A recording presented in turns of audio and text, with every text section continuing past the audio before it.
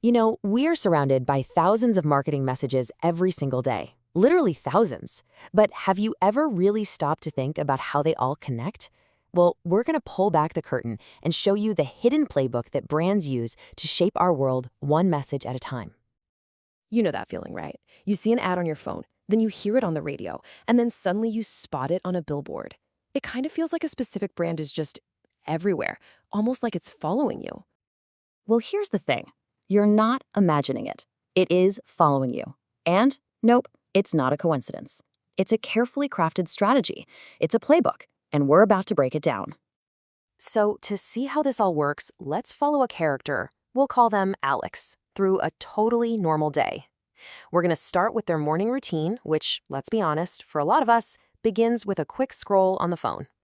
Okay, so Alex is scrolling through their social feed, and boom, there it is, an ad for Campbell's soup. It's familiar, it's comforting, and it's got that classic slogan, good. That's touchpoint number one for the day. A little later, Alex is in the car, turns on the radio, and what comes on during the commercial break? You guessed it, that same slogan, good. That's the second time they've heard it. And then, on the drive to work, Alex glances up at a billboard, and there it is again. Campbell's soup, good. Social media, radio, billboard, the exact same message, everywhere. This is not random. It is a very specific strategy. This whole thing has a name. It's called Integrated Marketing Communications, or IMC for short. The idea is simple but powerful. By hitting you with one single, unified message across every platform imaginable, a brand stops being just another ad and becomes, well, a familiar presence. That consistency builds recognition, it builds trust, and it kind of lodges the brand right in your brain. All right, let's fast forward. Alex is at the supermarket after work, and the grocery store? Oh, it is the perfect place to see two other key strategies in action, what we call the push and the pull. So walking down the soup aisle, Alex sees this big promotional display for Campbell's. That's a push strategy. The company is basically paying the store to push the product towards you. But Alex also has a coupon they got from the Campbell's website. That's a pull strategy. The company created demand that pulls Alex, the customer, right to the product. So you've got pushing from the store side and pulling from the customer side. It makes it almost inevitable that the soup ends up in the cart. Okay, Alex is home now, dinner's done, and they're settling in to watch a big televised sporting event. And this is where a different, much more subtle part of the playbook comes out: public relations. See, PR is often about telling a story that's bigger than the product itself. Take this quote from a press release by Stubbs Barbecue. "I was born hungry. I want to feed the world." This isn't just about selling you barbecue sauce, it's about selling a mission. It connects the brand to a really powerful emotion, and that is the heart of great public relations. So, public relations, or PR, is really the art of shaping a company's image. Instead of a direct ad that screams, "Buy me," it uses things like news stories or charity events to build a positive vibe. And here's why it's so sneaky effective. When a message comes from a news article instead of a commercial, our guard is down.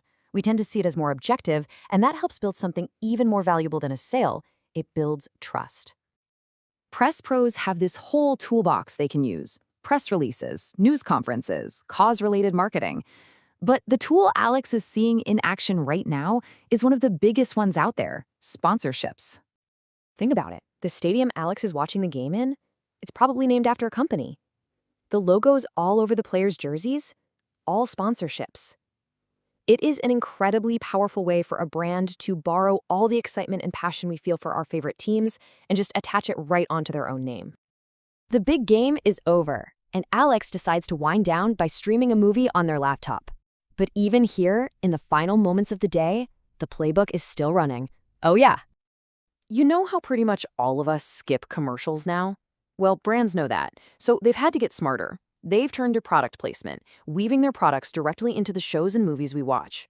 The main character just happens to use a certain laptop, or they're drinking a very specific soda. Trust me, that is no accident. And this is happening on a scale that is just wild. Take a look at this number, 24. What is that? Well, in a single year, Apple products appeared in 24 #1 chart-topping movies. 24! That is incredible exposure to millions of people who are actively trying to avoid traditional ads. Now, you'd assume companies are paying a fortune for this, and a lot of times they are, but here's a cool little fact. Sometimes it's free. For instance, FedEx didn't pay a single dime for its starring role in the movie Castaway.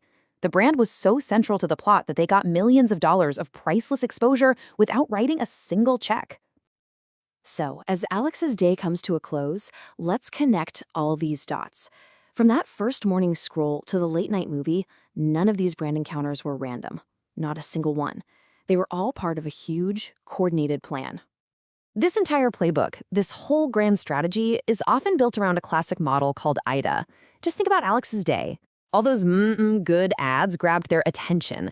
Then the PR and sponsorships build positive feelings, creating interest. In the store, those promotions and coupons are designed to turn that interest into real desire.